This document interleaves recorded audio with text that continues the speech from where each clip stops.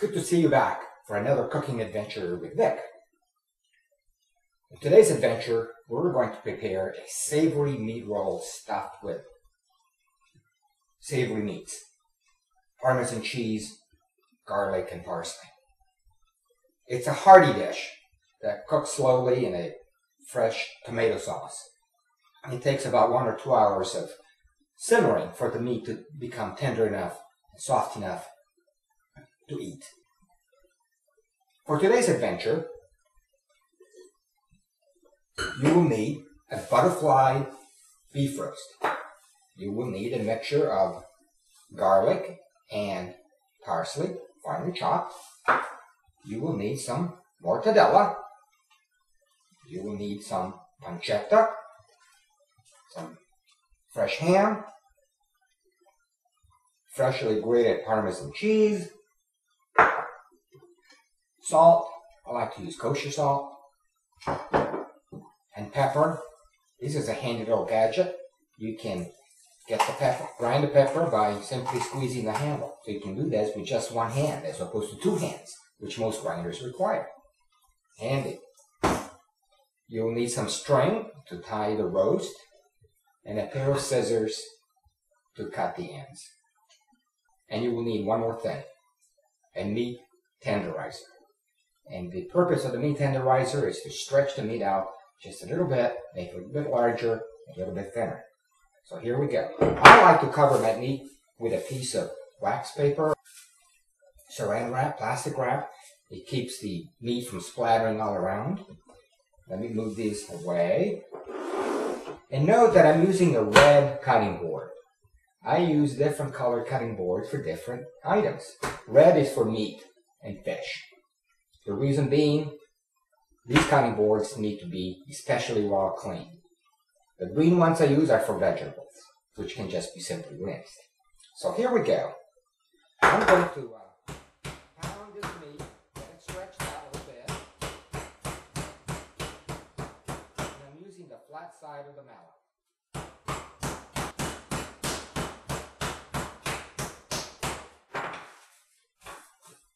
Well, that was a lot of pounding.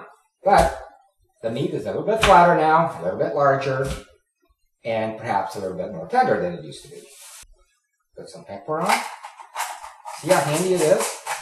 Just squeeze and grind. Pepper comes out the bottom. We'll spread the meat with parsley and garlic. Sort of stuffing it into every little crevice there is. Spreading it out.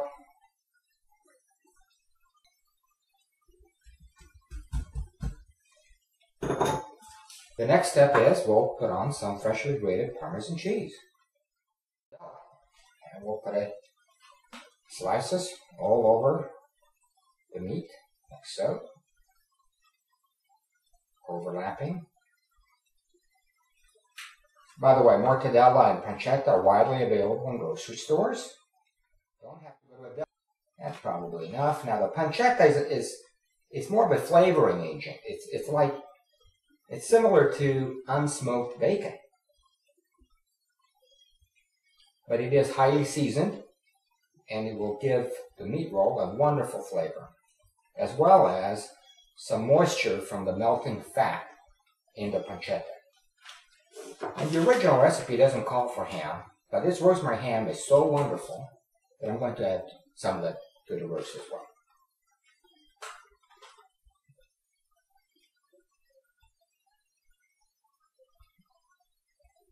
So, we're now ready to roll it all up. So we just simply start rolling.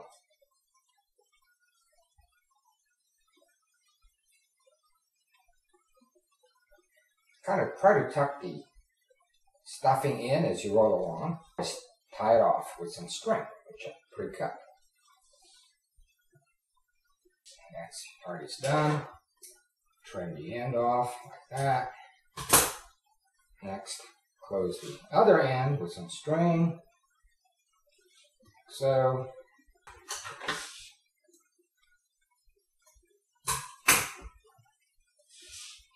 There we are. Isn't that gorgeous? Ready to cook. Let's continue our cooking adventure. We prepared the beef roll stuffed with savory and tied it off. In the next step, we are going to braise the meat in a fresh tomato and wine sauce. And braising basically means cooking in a liquid at a fairly low temperature. Just simmer. For the next step, you'll need the following ingredients. Well, of course, you'll need your beef roast. You'll also need some wine. You'll need some olive oil, and my favorite is a Greek olive oil, very light-bodied, with no bitter aftertaste. And of course, you'll need some tomato sauce. We make our own tomato sauce. Once a year, we go to the farm, and we freeze about 30 cups of freshly made tomato sauce, and we freeze them in individual 1-cup plastic bags, ready for use anytime we need them. Well, the first step will be to brown the meat. I've placed some olive oil in the pan, and it's smoking hot, a little too hot, but I'm ready to brown the meat.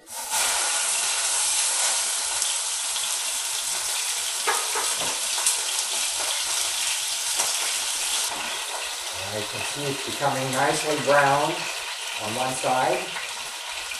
And little bits and pieces of meat that stick to the bottom of the pan, that will just enhance the flavor of the sauce. That's a good thing. Now the meat is nicely browned all around now. I'm going to add the fresh tomato sauce. Just squeeze it out.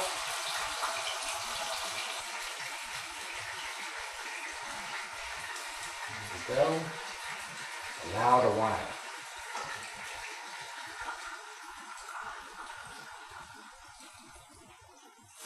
I think I'll add a bay leaf or two as well for addition.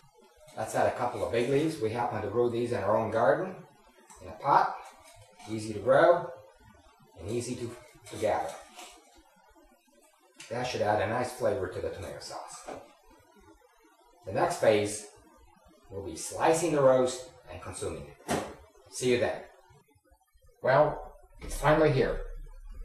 The roast is ready for cutting, and that's exactly what I'm going to do. Isn't this a gorgeous roast? Look at that thick tomato sauce. And an electric knife is the perfect tool for that.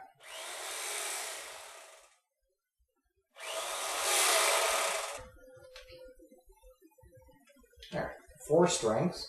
And note that the roast has kept its shape. It has not unfolded after it's cooked. The next thing I'm going to do is slice it into serving size pieces. Look at this beautiful pattern of the filling.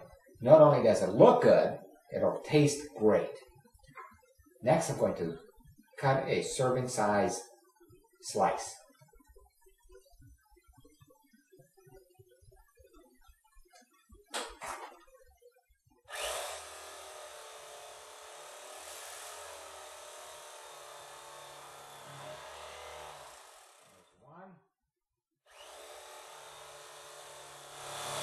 And before I put them on the plate, I'll put a spoonful of sauce on each plate. And here's that wonderful, thick tomato sauce that's been simmering for a couple of hours.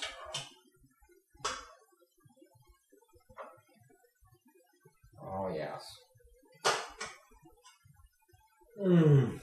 Just incredibly delicious. I'll place 1 slice each plate. And I'm a sauce lover, so I'll put in a little more sauce on top like this. Isn't that gorgeous?